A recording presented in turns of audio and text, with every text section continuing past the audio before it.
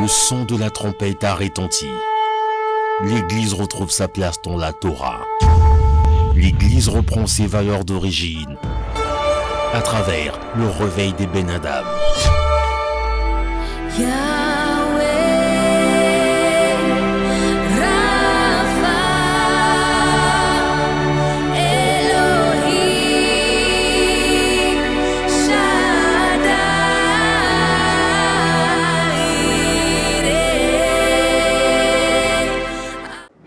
Bonsoir, mesdames et messieurs, chers téléspectateurs.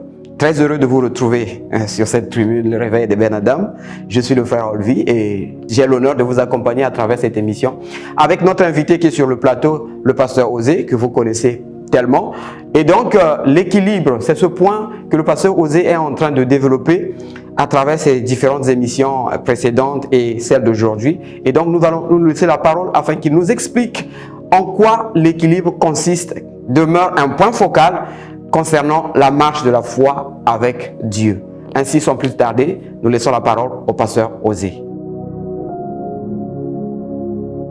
Merci beaucoup et que le Maître du monde vous bénisse richement. Et c'est un réel plaisir de partager ce temps avec vous et Baruch Hashem de ce qu'il a disposé vos cœurs et il a permis que tous ensemble nous puissions passer ce temps. Alors, il est évident que nous sommes en train de discuter sur un sujet très important concernant les temps dans lesquels nous sommes. Voilà pourquoi je prie le Créateur de toutes choses de nous aider à comprendre ce message. Pour cela, j'aimerais lire dans le livre de Genèse au chapitre 6, à partir du verset 1er.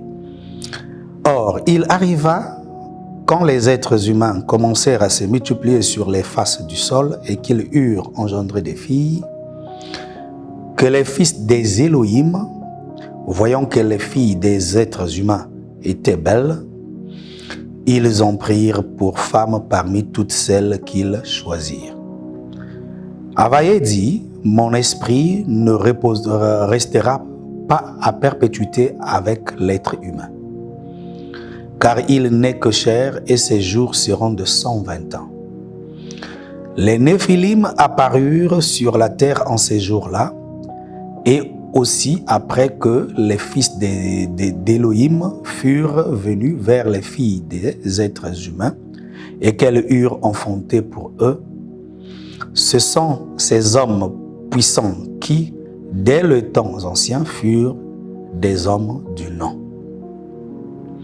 Havaïe vit que la méchanceté de l'être humain était très grande sur la terre et que toute la structure des pensées de son cœur n'était que mal tous les jours. Havaïe se repentit d'avoir fait l'être humain sur la terre et il fut affligé en son cœur. Havaïe dit, j'effacerai l'être humain que j'ai créé des faces du sol, depuis l'être humain jusqu'au bétail, jusqu'aux reptiles et même jusqu'aux oiseaux des cieux, car je me répands de les avoir faites.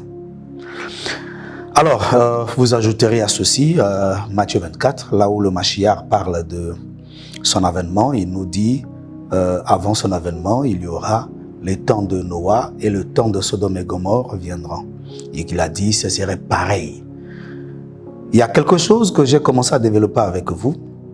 Et vous allez devoir m'excuser, vous chers téléspectateurs. Ces derniers temps, nous allons faire des émissions où il n'y aura pas d'intervention de téléphone, pas d'intervenant par le téléphone. C'est pour que chacun de vous ait au moins un bic et un petit papier pour essayer de noter et de méditer par la suite. Nous aurons des émissions qui viendront avec le téléphone ouvert, mais pour l'instant, j'aimerais qu'on partage cette chose avec beaucoup de sérieux, beaucoup de clarté et de précision. Alors, il y a des vérités qui nous ont été cachées pendant des millénaires. Et ces vérités ont été cachées exprès par ceux qui ont voulu nous garder dans l'ignorance afin qu'on s'embrouille, qu'ils fassent de nous des moutons de panurge. Alors, le Maître du monde dans sa grâce, sachant et reconnaissant aussi l'état dans lequel les choses sont en train de marcher, il est toujours celui qui gère les temps et les circonstances. Il a décidé sûrement de nous permettre en ce jour encore de comprendre ces choses parce que plus que l'avènement est plus proche, ainsi plus que nous sommes censés comprendre les choses selon sa lumière. Alors, je vais dire sûrement des choses, peut-être pour ceux qui sont nouveaux sur cette émission, et ils vont être troublés, mais les anciens, vous êtes déjà scotchés, vous maîtrisez déjà, vous avez déjà la pensée de la chose, et ça, je dirais Baruch Hashem pour cela. Alors, j'ai lu quelque chose que vous avez l'habitude de lire, c'est vrai. Mais j'aimerais remonter sur quelque chose qui nous échappe, dont on nous a caché. Je suis sûr que dans vos maisons, quand vous avez entendu les Néphilim, nombreux qui sont nouveaux, ils se sont bougés. Qu'est-ce que les Néphilim encore? Et c'est quelle Bible qu'il est en train de lire? Alors, les apôtres disaient ceci, qu'ils viendront, après nous viendront des loups ravisseurs. Ils l'ont répété plus d'une fois. Après nous viendront des loups ravisseurs, qui n'épargneront pas le peuple. Alors, cherchez à comprendre, les loups ravisseurs dont on parle. Aujourd'hui, vos yeux peuvent se tourner directement vers les prédicateurs qui parlent d'argent seulement, qui parlent de voyage, de mariage. Les loups ravisseurs, oui, mais ça c'est le niveau déchet, le niveau zéro au fait. Le vrai niveau des loups ravisseurs, ils sont très raffinés. Ils ont gagné du terrain, ça fait plus de 2000 ans. Nous sommes dans l'hérésie sans se rendre compte. Alors, pourquoi ils ont dit qu'ils changeront la vérité? C'est les apôtres. Je récite d'abord les apôtres. Je n'ai pas encore déposé la pensée. Qu'ils changeront des vérités en mensonges. Je vais vous dire une chose. La nature nous enseigne. Si vous voulez falsifier une histoire, écrivez une histoire contre la vérité. Je prends l'exemple. Diego Cao est venu en visite en Afrique, précisément dans le Congo. Et on l'a emmené voir l'embouchure du Congo. Et il repart chez lui, il écrit, Diego Cao a découvert l'embouchure du Congo. Il a découvert pour qui? Pour nous, les propriétaires de l'embouchure, ou bien pour les Européens? Mais on vient nous enseigner à l'école, dans notre école, à nous, dans les grands-parents, se baigner, partir, avaient des contacts mystiques avec les entités qui sont à l'embouchure du Congo depuis des siècles. Lui, Diego Cao, qu'on a emmené pour montrer quelque chose, et on vient nous enseigner aux descendants des grands-parents qui ont montré à Diego Cao l'embouchure que c'est lui qui a découvert l'embouchure. Donc nous, des descendants de ces grands-parents-là, on commence à nous enseigner que c'est Diego Cao qui a découvert l'embouchure. C'est une folie, il faut être malade mental. Qu'est-ce qui se passe? On change l'histoire. On change et on abrutit ce qui vient par la suite. Voilà pourquoi la génération d'aujourd'hui est abrutie par une histoire falsifiée. On nous dit, Diego Cao a découvert l'embouchure du Congo. Eh bien, ça c'est se moquer de nous. Alors, si déjà, cet exemple, vous êtes déjà à comprendre ce que je vais dire, qu'est-ce que je suis en train de dire? Israël est la nation avec qui le maître du monde a signé les alliances. Aucune alliance n'a été signée avec les nations directement. La première alliance, celle de Mont Sinaï, a été signée avec Israël et Elohim. La deuxième alliance, là, quand le Mashiach vient, il meurt à la croix, c'est auprès des Juifs toujours. Mais nous, on nous dit, vous êtes la greffe. Vous êtes une branche. Je ne parle pas des Africains, s'il vous plaît. Ne transformez pas mes propos. Je parle là des nations. En dehors de la nation d'Israël, l'apôtre Paul nous précise que nous sommes la greffe des nations. Donc quand on parle des nations, c'est au pluriel, pas de nations, des nations. Donc toutes les nations en dehors de la nation d'Israël, ce sont eux la greffe. Que ce soit le continent européen, africain, asiatique, ainsi d'Amérique, ainsi de suite. Tout ça là, c'est ça, eux qui sont la greffe des nations. Alors ce sont eux qui sont censés nous enseigner cette alliance, nous expliquer cette alliance. Alors, si eux n'expliquent pas, je prends l'exemple de l'eunuque éthiopien. L'eunuque éthiopien avait bel et bien le rouleau du livre d'Ésaïe. En lisant la prophétie concernant le Mashiach au sujet par Ésaïe, quand Philippe s'est approché, il lui a posé la question, comprends-tu ce que tu lis? L'eunuque éthiopien, un homme des nations, un Éthiopien, un noir comme moi, a dit directement à Philippe, un juif, que comment pourrais-je comprendre si je n'ai pas quelqu'un pour m'expliquer? Et l'eunuque éthiopien remet l'Israélite à sa place et lui à sa place. C'est là où Philippe comprend la raison pour laquelle le Saint-Esprit l'a emmené jusqu'à l'eunuque éthiopien. C'est alors qu'il commença à lui expliquer l'accomplissement de la prophétie. Le but, c'était de lui expliquer l'accomplissement de la prophétie. L'eunuque éthiopien a pris l'instruction avec clarté et précision. Et il est parti dans sa joie après avoir été baptisé. Qu'est-ce qui se passe? C'est encore juste un exemple pour dire que le Maître du monde a placé les choses dans la clarté. Il a voulu que par Israël, qu'il commence par là et il le propage sur toute la terre. Raison pour laquelle même le Mashiach a dit, allez partout le monde, annoncer cette bonne nouvelle partout. Il disait à qui? Il ne disait pas aux hommes de nation, il parlait à des Juifs, à des gens d'Israël, d'aller partout dans le monde et d'annoncer.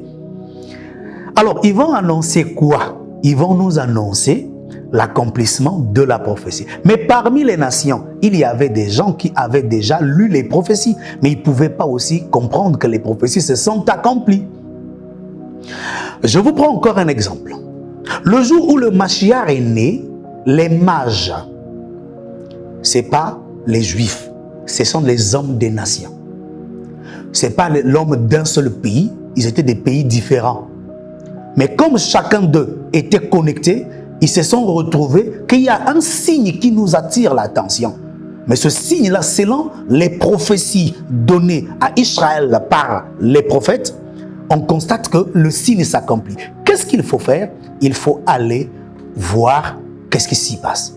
C'est alors qu'ils ont fait ce long voyage pour venir voir l'accomplissement des prophéties prophétisées par les prophètes juifs. Arrivés sur place, Hérode, ils ont demandé à Hérode, puisque Hérode était le roi en ce temps-là, sûrement peut-être le roi pouvait avoir des informations, mais en sortant, le roi leur a dit, je ne suis pas informé, mais dès que vous aurez la précision de ce que vous cherchez, venez me voir. Alors, les mages sont sortis, sont allés. Qui les a guidés? Une étoile. Cette étoile les a orientés jusqu'à là où était né le Mashiach. Quand ils ont appris le Mashiach, c'est alors que le Maître du monde leur dit, ne repartez pas vers Hérode, prenez un autre chemin. Ils sont partis par un autre chemin. Le Créateur était en train de montrer que ce Messie qui est né ne concerne pas seulement Israël, mais concerne aussi les nations. Raison pour laquelle les mages des nations sont venus en lisant l'accomplissement de la prophétie, alors que ceux qui avaient les détenteurs de la prophétie ne lisaient pas l'accomplissement. Mais ce sont les nations qui sont venues pour leur dire, écoutez, la prophétie que vous détenez est déjà accomplie. Raison pour laquelle vous allez remarquer que par la suite, chaque chose a commencé à se déballer. Alors, le but ce soir, c'est de vous aider à comprendre quelque chose de très important, comme je l'ai su le dire tout à l'heure. C'est que la falsification est rentrée depuis l'an 325, quand Constantin organisa, l'empereur Constantin organisa le concile de Nicée, le premier concile de Nicée.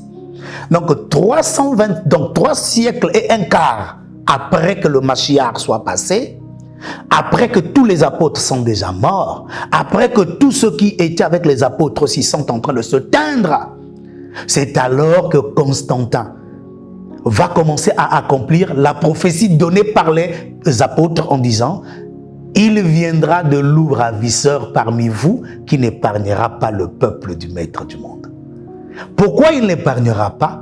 Parce qu'ils vont faire introduire des enseignements pernicieux, des trucs fallacieux. Ils vont prendre leur culte idolâtre et introduire dans ce chemin. Raison pour laquelle nous avons tous ces conciles qu'il y a eu lieu. Alors, pourquoi on ne veut pas comprendre quels sont les sujets débattus pendant le concile de Nicée organisé par Constantin? C'est là que se trouve le grand problème. Pourquoi l'Église chrétienne, la mère de l'Église chrétienne que vous connaissez vous, le catholique, garde secret dans ses bibliothèques souterraines les décrets, les arrêtés du concile de Nicée et ne veut pas que ça soit publié? Alors, c'est là que commence toute chose. Quoique les secrets gardés, mais il y a toujours ceux parmi eux qui font sortir les fuites pour dire, écoutez, il y a telle page, il y a telle décision, il y a tel ceci. Alors, ce soir, j'aimerais avec vous que vous compreniez que nos Bibles que nous avions reçues, Louis II, Darby, ainsi de suite que vous connaissez, est basée sur une falsification d'interprétation. De toutes les façons, dans la traduction, on dit souvent, traduire, c'est trahir. Quand vous traduisez quelque chose, il perd toujours son originalité. Il y a toujours des éléments qui ne vont pas être traduits. Alors à ce moment-là, on dit, c'est trahir. Si déjà, sans intention de vouloir trahir quelque chose, mais juste dans le vouloir de traduire, on finit par arriver à trahir le message, à plus forte raison, l'intention ouverte qu'il y a eu de se déconnecter totalement des racines juives de la foi. La première des décisions, c'était de déconnecter totalement l'Église de la racine juive de la foi. Faire sortir l'Église de toutes les racines. Or, la racine, c'est elle qui fait l'arbre. Le tronc, les branches et les feuilles n'ont pas de vie sans une racine. Alors, si déjà nous sommes la greffe, on ne greffe pas une racine, on greffe une branche. Donc, si la branche va être greffée, ça veut justement dire la branche ne vient que s'ajouter à ce qui est déjà là. Alors, c'est à la branche greffée de prendre la vie qui est déjà là. La branche greffée n'amène aucune vie. La branche greffée veut survivre. Et l'unique façon pour lui de survivre, c'est de se nourrir de la sève donnée par les racines de l'arbre sur qui il va être greffé. Alors, nous n'avons pas une doctrine à apporter dans ce chemin. Tout est déjà placé. Nous n'avons pas une certaine interprétation particulière à apporter. Tout est déjà là. Mais ce que nous avons, c'est de comprendre que pour vivre, on doit dépendre de la sève de l'arbre qui est déjà là. Raison pour laquelle nous sommes censés retourner à la racine. Alors, Constantin décide avec tout le reste de couper le pont avec la racine juive de la foi. C'est alors qu'ils ont décidé de créer le christianisme. Le christianisme est né à partir de l'an 325. Ce n'est pas né avec Yeshua. Voilà pourquoi aucun apôtre dans ses lettres n'a écrit aux chrétiens d'eux. Ils ne connaissent pas ça. Voilà pourquoi vous allez comprendre, il disait toujours à l'église qui est à Éphèse, à l'église qui est de l'autre côté, ou au fils du maître du monde ou d'Élohim qui se trouve dans telle contrée. Ils n'ont jamais dit église. Ils n'ont jamais dit christianisme plutôt. Ils ont dit les disciples, l'église, au peuple du Seigneur. Mais ils n'ont jamais dit aux chrétiens, nada. Pourquoi? Eh bien parce qu'ils ne sont pas chrétiens. Alors, si eux sont restés dans la conscience de la vision du Mashiach, ils ont compris que nous n'avons pas d'autre chose à faire si ce n'est que de marcher sur les traces qu'il a posées. Alors nous qui allons être greffés plus tard, mais nous sommes censés suivre les choses établies déjà. Car c'est le Créateur qui les a établies ainsi. Raison pour laquelle nous parlons encore du retour aux racines juives de la foi. Vous allez constater avec moi, parce que ce thème est tellement trop vaste, nous avons encore du temps, vous allez constater avec moi que quand vous lisez la Bible, que vous avez l'impression que c'est une culture européenne.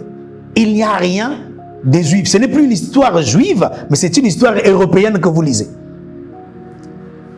Alors, voilà pourquoi quand moi je lis la Bible que j'ai lue, vous êtes perdus. Ben oui, mais parce que la Bible que j'ai lue est traduite selon la culture juive et le langage juif des choses, sans pourtant continuer de trahir par l'interprétation. Raison pour laquelle vous allez constater que si le support écrit que vous avez est falsifié, eh bien, puisque votre inspiration est censée s'asseoir sur une écriture quelque part, mais l'écriture n'est pas à la hauteur, alors qu'est-ce qui va se passer? C'est tout ça qui va arriver. Alors, nous avons un détail que j'aimerais que vous puissiez bien comprendre. C'est que il faut retourner à la racine juive de la foi. La foi, elle n'est pas européenne. une chose qui attire mon attention, un jour, le pape qui vient de mourir, on leur a posé la question, c'était une interview autour de l'homosexualité, autour des temps de Noah et de Sodome et Gomorrhe. Lui, le pape dit que de toutes les façons, les Africains nous cassent le tympan avec cette histoire d'homosexualité. Alors, vous êtes censé comprendre, je répète que ce que le pape disait, vous êtes censé comprendre que l'homosexualité, les homosexuels aussi sont des enfants de Dieu. Alors, s'ils sont aussi des enfants de Dieu, Dieu ne peut pas détruire ses propres enfants comme vous aviez lu dans votre Bible. Alors que de toutes les façons, cette Bible que vous avez, c'est nous qui vous l'avions donnée. Ça, c'est le pape qui dit, c'est nous qui vous l'avions donnée. Et en plus, c'est une culture européenne. Ah là, donc le pasteur Osé ne ment pas dans ses propos. Puisque déjà le pape confirme que la Bible que vous avez, de toutes les façons, c'est une culture européenne. Donc ce n'est plus la Bible assise sur l'histoire juive. C'est déjà falsifié. Alors si c'est déjà falsifié, c'est dans le but de quoi? De vous détourner de l'authenticité. Alors si on vous détourne de l'authenticité, est-ce que c'est une volonté... est-ce que c'est un manque de volonté? Non, non, c'est consciemment, c'est prémédité, c'est calculé de détourner. Voilà pourquoi je vous ai dit, l'un des points du concile de Nicée de 325, c'est de détacher l'Église de la racine juive de la foi. Alors, quand on parle de la racine juive de la foi, eh bien, primo, la racine juive de la foi, selon la sainteté que le Maître du monde a placée dans la sexualité, il nous est bien dit, tu ne coucheras pas avec un homme comme on couche avec une femme. Tu ne coucheras pas avec une femme comme on couche avec un homme. Donc, entre femme et femme. Il dit bien que cela est une abomination aux yeux du Maître du monde. Mais non, ça, c'est la culture juive. Ils ont pris la parole, la Torah, autant qu'une culture à eux. Donc, ils vivent par rapport à ça. Alors, l'Européen n'a pas cette culture. Voilà pourquoi il dit, de toutes les façons, c'est que vous avez une Bible européenne. Et il dit, nous allons modifier ce côté-là. C'est une histoire révolue. Ne cassez pas la tête avec, on va changer ça. Ils vont enlever, les homosexuels ont été punis et tout de suite. Pourquoi? C'est pour garantir leur culture, leur enseignement obscur.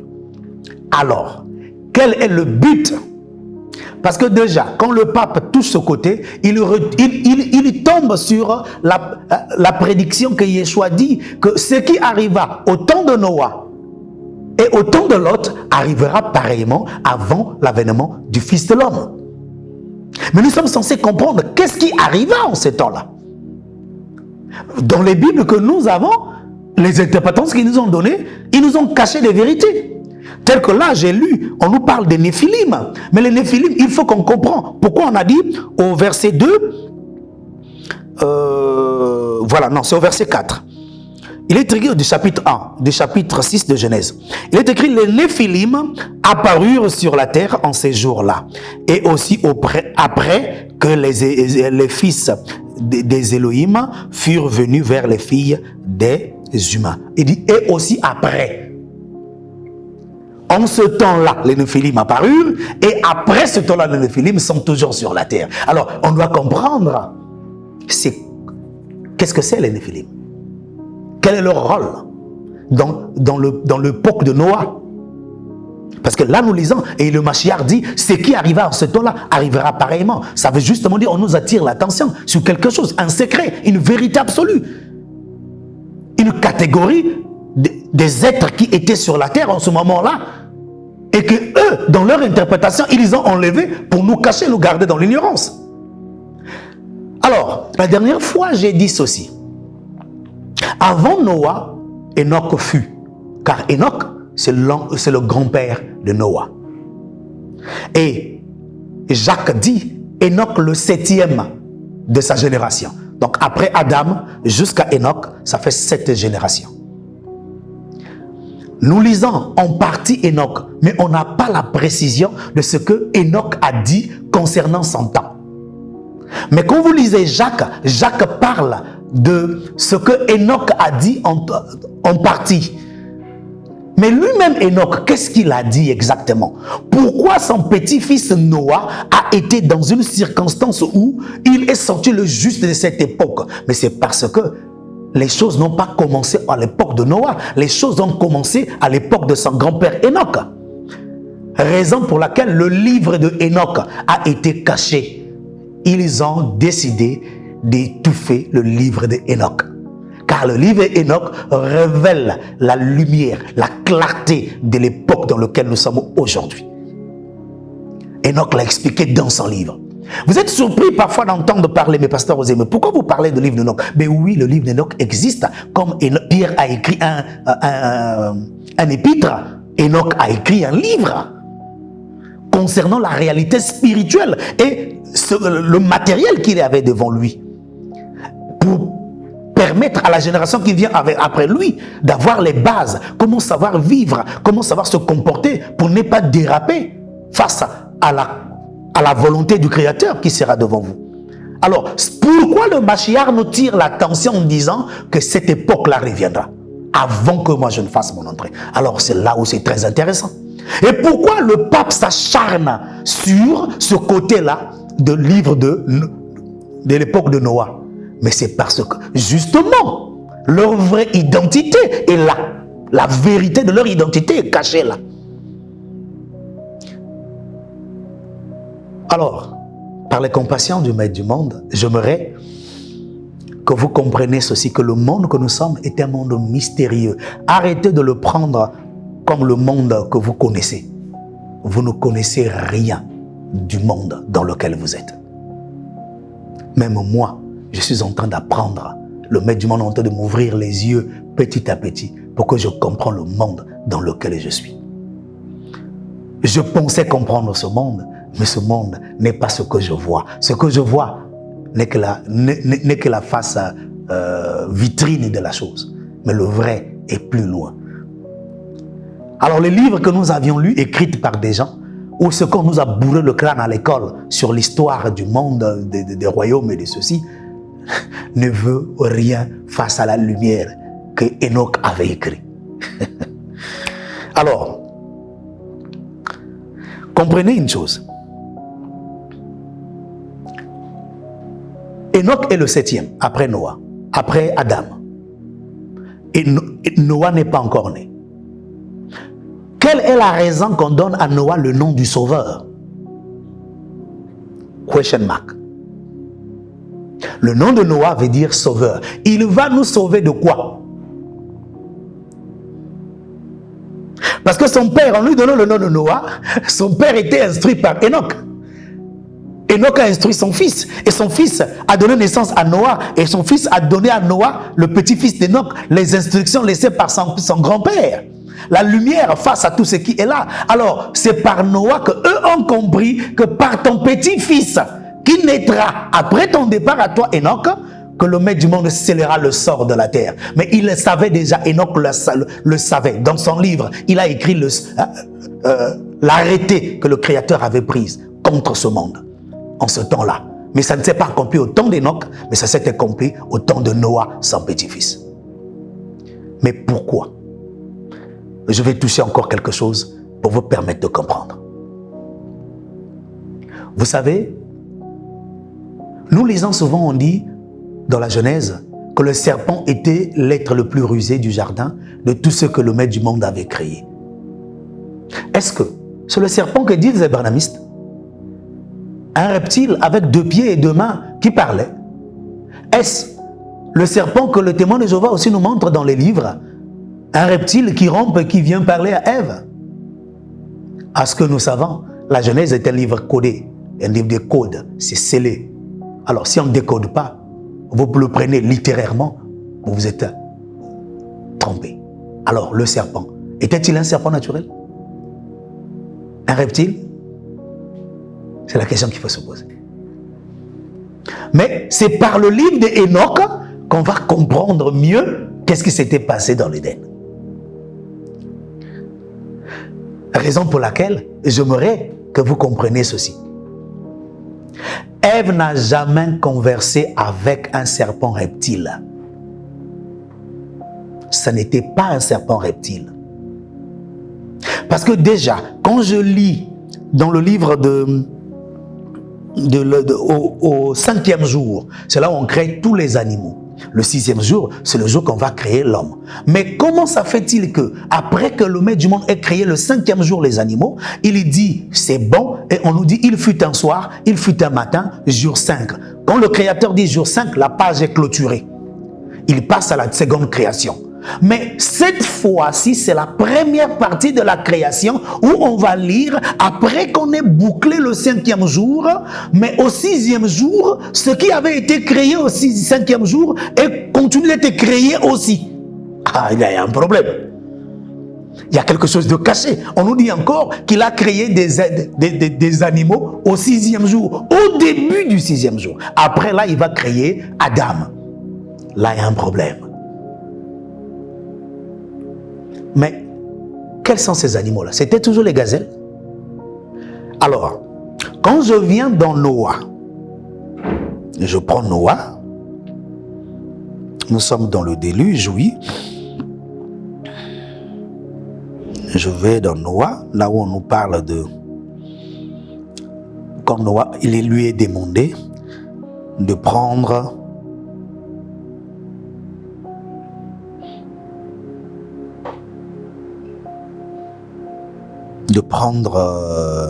les animaux qui vont rentrer dans l'arche, oui.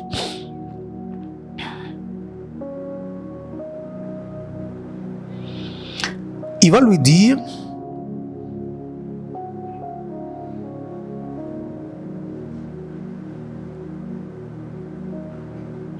il dit à Noah, tu prendras 2 animaux purs, donc un couple, il parle d'un couple, il dit, quand il s'agit de ce couple qu'il est en train de parler, il dit, tu prendras 2 animaux, mâle et femelle. Tu les feras rentrer. Et par la suite, il dit encore ici que tu prendras 2 animaux, un homme et sa femme. Dans ma version, pas dans votre Bible. C'est là où ça coince. Dans cette version, il dit, tu prendras un homme et sa femme. Mais il parle des animaux. Pourquoi il appelle les animaux un homme et sa femme? Ça ne vous tique pas? Pourquoi le juif écrit que c'est Moshe qui écrit cette chose? Il dit, il parle des animaux qu'on prendra, impurs et purs, et il dit, tu prendras un homme et sa femme. Il y a un problème. Pourquoi vous dites un homme et sa femme? C'est là où ça grince. Or, un animal, au départ, il a dit, tu prendras un animal, un mâle et une femelle. Mais ici encore, quand il descend au verset 7, il dit un homme et sa femme. Toujours des animaux. C'est là où il y a un problème. Raison pour laquelle j'ai voulu que vous compreniez que ce qui était dans le den, ce n'est pas ce qu'on vous dit. Quand l'écriture est déjà falsifiée, on vous cache une vérité. Traduire, c'est trahir. N'oubliez pas, quand on dit le serpent était le plus rusé dans tous les jardins, de tous les animaux des champs, alors ici, à Noah nous dit que c'était un homme et sa femme. On parle des animaux. On vous attire déjà l'attention qu'il y a une catégorie de créatures qui avait été créée avant que Adam ne soit, qui n'est ni animal, qui n'est ni humain, mais il est l'être à la forme humaine que le Créateur appelle aussi animal. Mais il précise un homme et sa femme. Il nous ressemble.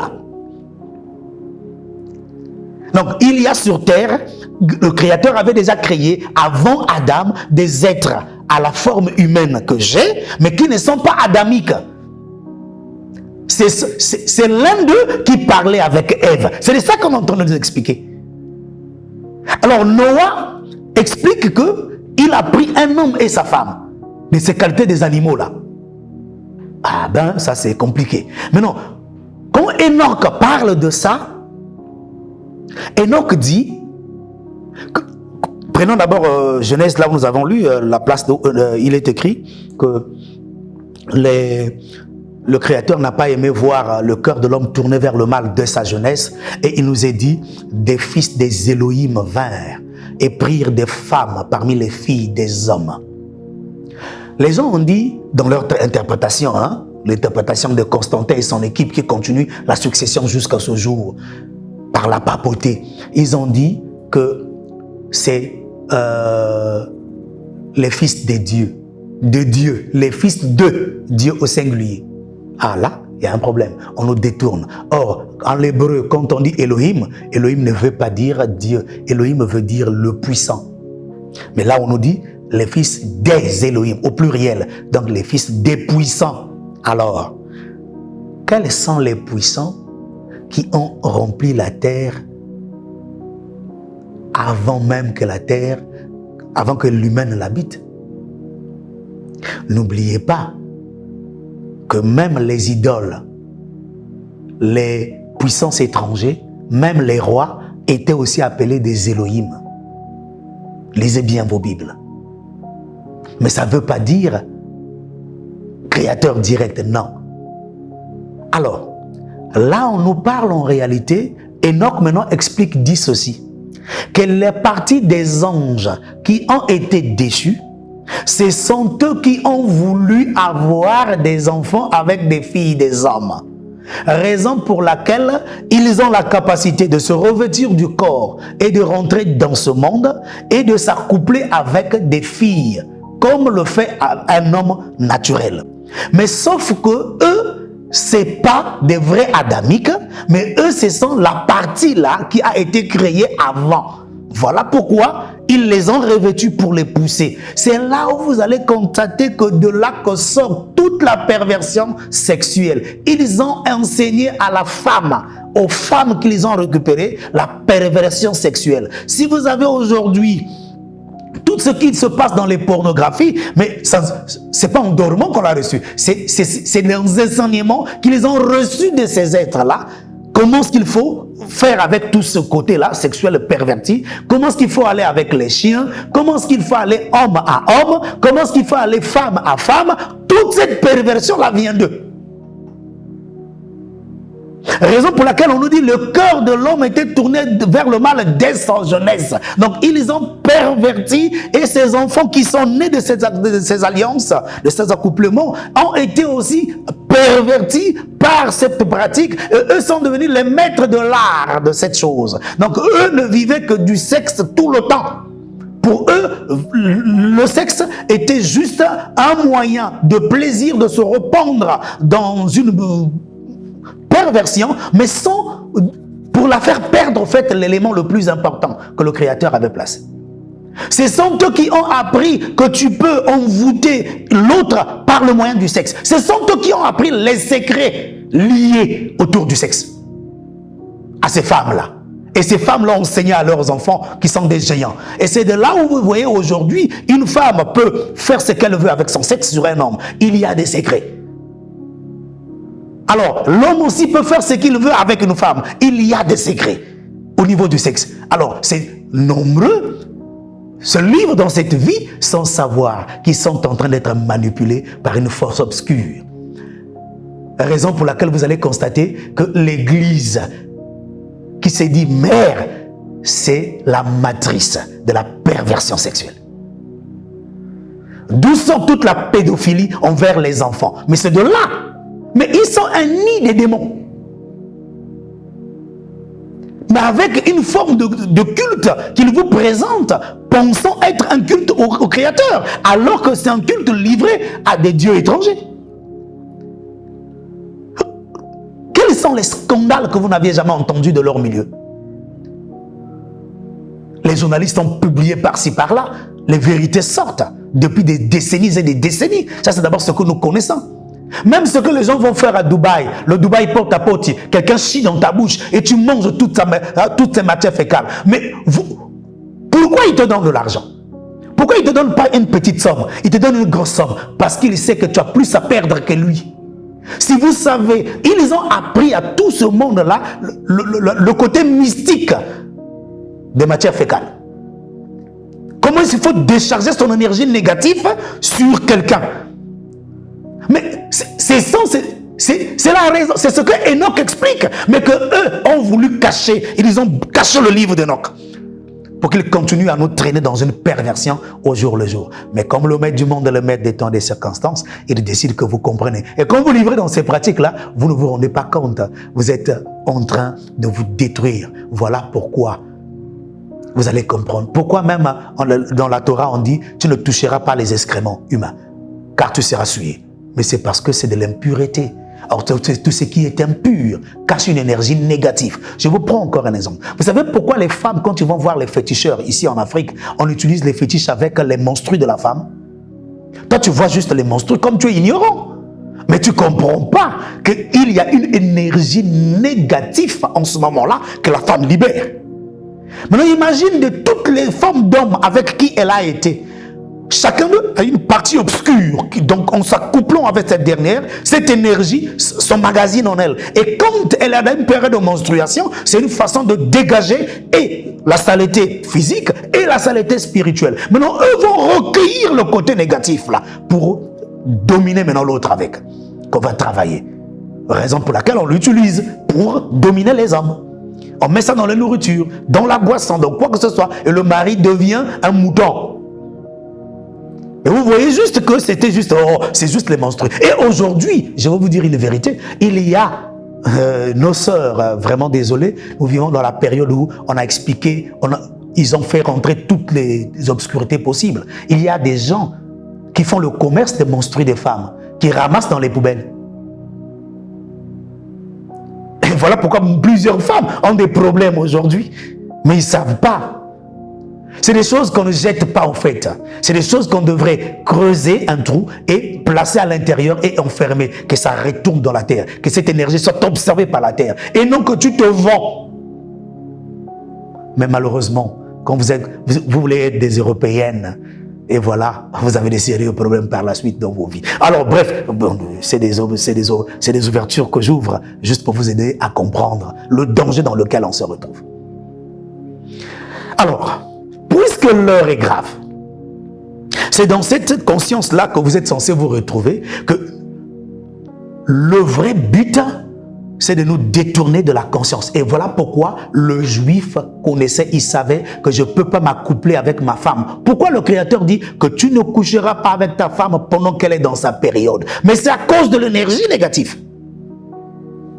Pourquoi il a dit que c'est qu'elle ne peut pas préparer, même toucher ce que tu vas manger, mais, ou même là où elle s'assoit. Mais c'est à cause de l'énergie négative en ce moment-là. Pourquoi il y a d'autres fétiches qui ne se font qu'en ce moment-là? Alors, on vous a voilé le visage par les catholiques et tout le reste pour vous tromper. Que non, ne vous occupez pas de ça. Non. Faites attention. Réveillez-vous. Sortez. Alors, le grand problème, c'est que j'aimerais que vous compreniez que le temps de Noah, c'est tout ça. Et ça est là en plein. Vous n'êtes pas en train de comprendre. On vous ment avec des mensonges, des messages de paix, mais ça ne va rien t'apporter. Je vous le répète. Et je vous le dis,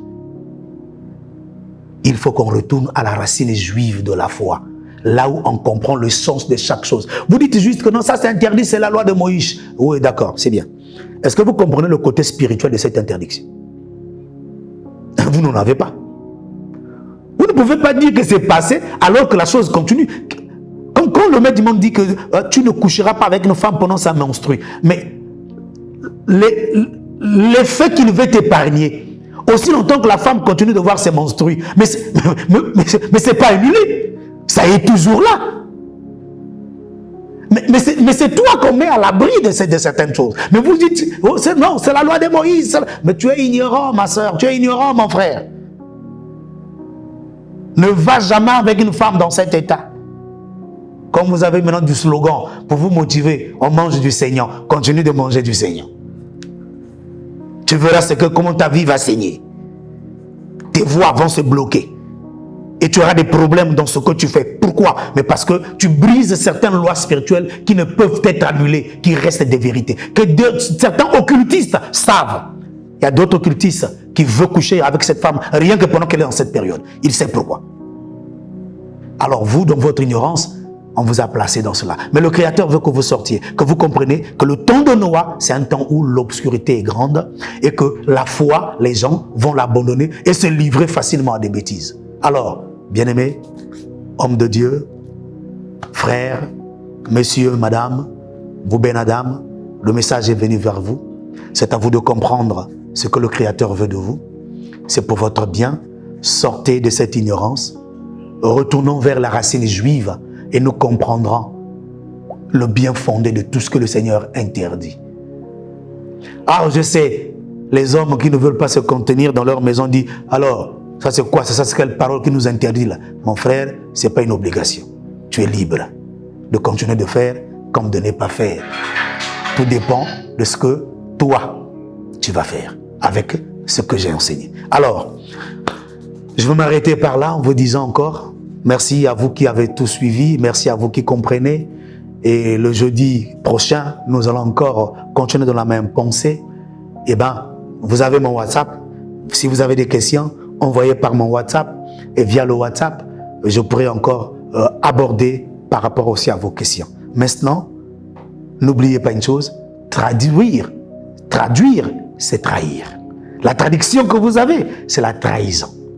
Voilà pourquoi c'est difficile de voir les choses à cette hauteur.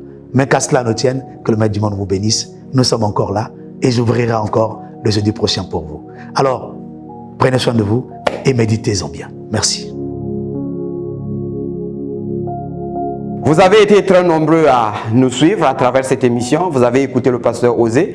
Et donc, vous avez eu des préoccupations, mais vous n'avez pas pu joindre. Vous avez des questions. Le pasteur Osée répond à son numéro personnel qui est le 06 437 49 24. 06 437 49 24. Le réveil de Ben Adam a une rediffusion. C'est chaque samedi à partir de 22h50. Moi, le frère Olvi Batala et mon équipe, je vous dis donc bonsoir. On se retrouve à la prochaine. Merci. Le son de la trompette a retenti. L'Église retrouve sa place dans la Torah.